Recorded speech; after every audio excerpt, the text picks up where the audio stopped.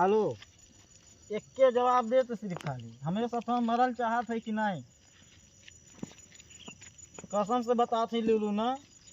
अब भी ही रूम में खवन हो कोनो बैठ के पगलान है का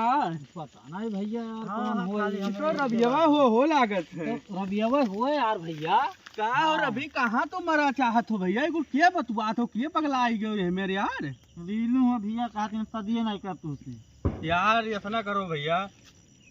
अरे तो ना करी है तो ना करें लेकिन भैया उनके बिना हम जी नहीं पाए भैया हाँ। अरे यार तो लड़की के चक्कर में तू मर जाओ तो तू बहुत मिली लड़का मिल जाए मेरा ना करो भैया लेकिन हाँ ये तो बात हाँ समझदार हो यार मैं ना करो यार देखा तो दुर्गा कोनो पगला नहीं समझाओ यार जे बका भैया तुम समझो भैया रवि यार इतना समझदार हो तब वो यार तू एमर करत हो चलो ठीक है भैया नाय बतिया बहुत कर हाँ एमर छोड़ छाड़ दो और लड़की बहुत मिली है ठीक भाई ठीक है भैया हाँ ठीक